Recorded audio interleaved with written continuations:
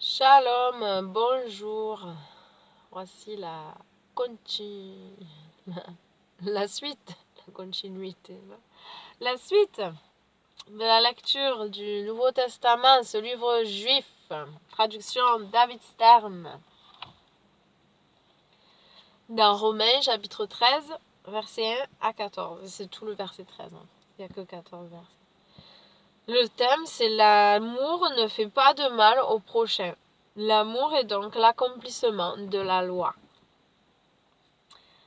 Que chacun se soumette aux autorités qui nous gouvernent. Car il n'y a aucune autorité qui ne vienne de Dieu. Et les autorités qui existent ont été établies là où elles sont par Dieu. Ça ne veut pas dire que Dieu accepte tout ce qui se passe avec les autorités, surtout actuelles. Parce que lorsque ça a été écrit, il y avait des corrompus aussi dans les autorités. Il y a toujours eu des mauvais rois. Mais bon. Alors, continuons. Par conséquent, celui qui résiste à l'autorité résiste à l'institution établie par Dieu. Et ceux qui résistent attireront le jugement sur eux-mêmes. Du moment que les ordres, que les lois sont selon la volonté de Dieu, on a un discernement et on doit savoir ce qui plaît à Dieu et ce qui ne plaît pas. En effet, on ne redoute pas ceux qui gouvernent pour une bonne action, mais pour une mauvaise. Voudrais-tu ne pas avoir à craindre une personne ayant autorité? Alors fais tout simplement le bien, et tu gagneras son approbation. Car elle est au service de Dieu, placée-la pour ton bien. Mais si tu fais ce qui est mal, crains. Car ce n'est pas pour rien qu'elle a le pouvoir de l'épée. En effet, étant au service de Dieu, elle exerce la vengeance pour punir ceux qui font le mal. Une autre bonne raison d'obéir, en plus de la crainte de la punition, est le motif de conscience. C'est pourquoi vous payez des impôts, car les autorités sont les ministres publics de Dieu, s'employant sans cesse à cette tâche. Payez à chacun ce qui est dû. Si vous devez l'impôt au percepteur, payez-lui l'impôt. Si vous devez des taxes, payez les taxes. Si vous devez du respect à quelqu'un, montrez-lui du respect. Si vous devez honorer quelqu'un, honorez-le. Ne devez rien à personne, sinon de vous aimer les uns les autres, car celui qui aime son prochain a accompli la Torah. En effet, les commandements ne commets pas d'adultère, ne commets pas de meurtre, ne convoite pas, et tous les autres sont résumés dans une seule règle. Aime ton prochain comme toi-même. L'amour ne fait pas de mal au prochain. Par conséquent, l'amour est la plénitude de la Torah. Du reste, vous savez en quel temps nous vivons. Il est donc grand pour vous de vous réveiller du sommeil, car la délivrance finale est plus proche qu'au moment où nous avons commencé à mettre notre confiance en Dieu. La nuit touche à sa fin et le jour va poindre.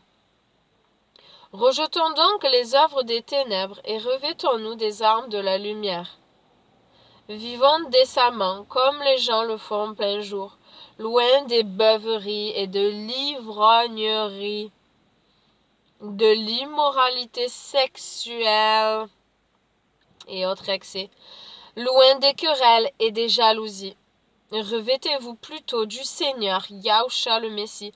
Ne gaspillez pas votre temps à vous demander comment satisfaire les désirs impurs de votre vieille nature. Amen. Fin du chapitre 13 et de la lecture du jour. La question de méditation, c'est comment puis-je manifester mon amour à quelqu'un aujourd'hui? Que chacun médite. Pour ma part, je pense que lorsque l'on peut se déplacer, aller voir les gens, c'est bien. C'est toujours très bien de rendre visite. Voilà. On a besoin, au-delà de ce que nous dit les Covid, d'embrasser, de serrer les gens dans nos bras, de faire des bisous. Oui, voilà. Et voilà, quand on ne peut pas se déplacer et tout, on peut toujours téléphoner, écrire. Voilà, dire qu'on les aime, qu'ils nous manquent, qu'on veut les voir. Merci Seigneur de nous inspirer et de nous faire donner de l'amour comme toi tu nous aimes Seigneur, comme tu nous donnes toujours. Toujours de ta présence, toujours tu réponds présent, toujours disponible pour nous écouter, pour répondre à nos prières, à nos besoins. Seigneur, tu es bon, Seigneur, tu es grand, Seigneur, tu es saint. Que ferions-nous sans toi? C'est vrai que tu es au-dessus de toute autorité et que rien n'est décidé sans que toi tu ne le veuilles. Et pourtant, il y a du mal qui se fait, mais nous savons bien que le mal existe à cause que on te rejette. Puisque si tout le monde était obéissant à toi, il n'y aurait pas de mal, puisque toi tu es l'amour parfait, le bien. Maintenant, voilà, il y a des autorités qui se soulèvent aussi contre toi et ta parole nous avertit que à la fin, celui qui, celui qui voudra sauver sa vie la perdra et celui qui la perdra à cause de toi, mon Dieu, il la retrouvera dans la vie éternelle. Un jour viendra où les autorités seront complètement contre toi et où on ne pourra plus rien acheter ni vendre sans vendre notre âme au diable, sans accepter la marque de la bête. Et c'est à chacun de discerner aujourd'hui, de chercher ta face pour ne pas être piégé dans ces temps et accepter la marque de la bête en croyant que oui, que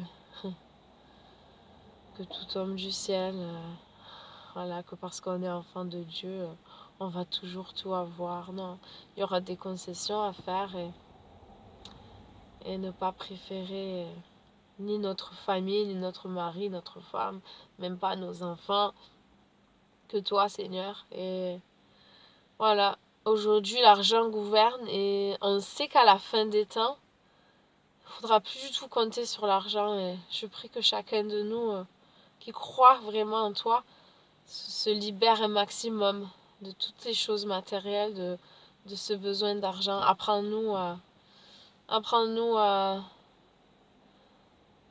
à être plus dépendants de toi et de la nature. Oui, au lieu de dépendre que de l'argent, du magasin pour se nourrir. Seigneur, aide-nous, viens notre secours, inspire-nous. Mets de bonnes personnes sur notre chemin pour nous aider à voir clair, pour changer nos vies. À tous, Seigneur, on a tous besoin de ton aide. On est tous, qu'on le veuille ou non, dépendants de ce système en place. Et dont il nous faut nous affranchir, nous libérer. C'est pas facile, mais tu aideras tes enfants qui sont sincères et qui te cherchent. Merci Seigneur. Ce qui compte, ce n'est pas vivre bien avec tout le confort sur cette terre. Ce qui compte, c'est avoir la vie éternelle. Alléluia, combien je prie Seigneur que tu m'aides à plus intercéder pour ma famille, mes amis qui ne te connaissent pas. Et que voilà, le salut des âmes reste ma priorité, Seigneur. Je ne peux pas être sauvée, me dire que j'ai l'amour en moi, l'amour de toi et voir les gens continuer dans le péché, dans la vie sans toi. Et comme on l'a lu les versets, la débauche sexuelle, l'ivrognerie, voilà. Ô Seigneur mon Dieu, interviens et touche les cœurs, libère, attire des âmes à toi. Surtout ceux qui sont tièdes, c'est-à-dire ceux qui disent croire en toi mais qui continuent à faire des choses mauvaises. Soyons bouillants pour toi et que les froids aussi se réveillent. Amen. Amen. Shalom. Bonne journée, bisous, je vous aime, que le Seigneur vous garde. Merci pour ceux qui prient pour moi et pour mon papa. Aujourd'hui, les RM, demain, les scanners. Bisous, bisous, ciao.